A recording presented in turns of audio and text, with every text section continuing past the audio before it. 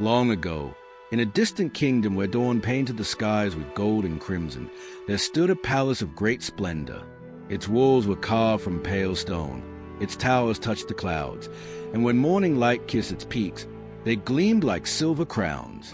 Within this palace lived a queen, gracious, wise, and beloved by her people. Once, she had ruled beside a noble king, but fate, with its heavy hand, had stolen him away. From that day forward, the queen bore both crown and sorrow, her shoulders carrying the burden of a kingdom and the ache of loss. Yet not all was grief, for she still had her daughter, the radiant princess, her heart's deepest joy. The princess was unlike any other. Her voice was soft as a harp's lullaby, her laughter bright enough to warm even the coldest heart. Her hair shimmered like threads of sunlight, and her eyes held the calm of evening skies. Gentle, kind, and wise beyond her years, she was adored not only by courtiers and servants, but by every villager who glimpsed her passing. Whispers followed her wherever she walked. She is destined for greatness. As the years passed, destiny indeed drew near. A marriage had long been promised. A prince in a faraway realm awaited her hand. He was brave, noble, and honorable. Their union would bind kingdoms in friendship and secure peace for generations. Yet for the queen, the thought of parting from her only child was almost unbearable. Still, duty called. When the day of departure arrived, the palace stirred with activity. Servants carried chests brimming with silks and gowns woven with starlight threads. Jewelers displayed golden circlets and necklaces heavy with gems. Every treasure a royal bride might require was gathered. But the queen, wise as she was, gave her daughter a gift beyond jewels and gold. From her breast she drew a small lock of her own hair, bound with silver thread and blessed with mother's enchantment. Pressing it into her daughter's hand, she whispered, "My beloved child, keep this close to your heart. In it lies my love and my blessing. When darkness surrounds you, it may be the light that saves you." The princess pressed it to her chest, tears shining in her eyes. She clung to her mother's embrace, wishing time would freeze and keep them together forever. But time does not wait, and farewells cannot be delayed. At last, the attendants led forth her horse, Falada. He was no ordinary steed, but a creature of enchantment, with eyes as bright as polished amber and the wisdom of speech gifted by magic. The queen trusted Falada as much as she trusted the maidservant chosen to accompany her daughter. The princess mounted Falada, her golden hair flowing like a banner in the breeze. The maidservant, tall and proud, rode beside her, while the royal company followed to the gates. There the queen raised her hand, tears glistening as she spoke.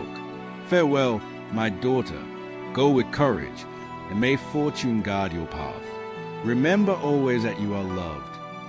The princess bowed her head, unable to speak through her sorrow. Then, with a heavy heart, she turned her horse toward the horizon and began her journey to the unknown. The road was long and winding. It led through deep forests where golden sunlight pierced the canopy in scattered beams, and across meadows alive with the colors of wildflowers. Rivers glistened as they passed, their waters whispering softly, while the air carried the scents of pine, heather, and oath. For many hours, they traveled in silence. The princess's thoughts lingered on her mother's face, the halls of the palace she had left behind, and the distant land that awaited her. She felt the weight of duty pressing upon her shoulders, but held her hope close, believing in the goodness of her fate. The maidservant, however, rode with envy burning in her heart. Each silken gown, each golden jewel, each glimpse of the princess's radiant gray-stoked bitterness within her. Why should she be mistress while I remain nothing but a servant? Why should she ride Falada while I ride behind in her shadow? Dark thoughts gathered like storm clouds in the maid's mind. The sun climbed higher, blazing mercilessly. Dust clung to their garments, sweat trickled down their brows, and the air shimmered with heat. At last, the princess, parched and weary, turned kindly to her maid. "Please," she said softly, "fetch me some water in my golden cup from the brook. The sun weighs heavy upon me, and I am faint with thirst." The maidservant turned her eyes coldly, her lips curling in disdain. "If you are thirsty," she sneered, "fetch it yourself." I am no longer your waiting woman." The princess froze at her words. Never before had she been spoken to with such cruelty. Her heart quivered, yet her spirit remained gentle. Without protest, she dismounted, knelt beside the brook, and cupped water in her hands. As the cool stream touched her lips, the lock of enchanted hair at her breast stirred and whispered softly, "Alas, alas, if thy mother knew it." Sadly her heart would rue it. The princess wept quietly, but she said nothing. She mounted again, and the journey continued. Fire the betrayal deepens. The hours dragged on, and once more the princess's lips grew dry with thirst. Summoning her courage, she spoke again. "Please, fetch me but a sip of water. My strength wanes, and I fear I cannot endure the road." But the maid's reply was harsher, dripping with venom. "Drink if you wish, but I will not serve you. You weary me with your weakness." Stricken with despair, the princess bent once more to the brook. But as she leaned forward, tragedy struck. The lock of enchanted hair slipped from her gown and fell into the rushing water. The stream carried it swiftly away, vanishing beyond reach. The maid's eyes gleamed with triumph. She laughed coldly, for she knew the princess's protection was gone. "Now you are mine," she said in a voice of iron.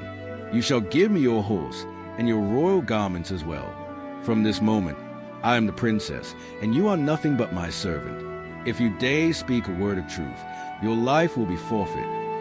Fear gripped the princess's heart. She saw the glint of malice in the maid's eyes and dared not resist. With trembling hands, she surrendered her silken gowns and donned ragged garments that smelled of dust and age. Falada, her faithful steed, was taken from her side, and she was forced onto a weary, broken nag. The maid, draped now in royal splendor, sat tall upon Falada and rode with false pride, her head lifted high as though she were born to wear the crown.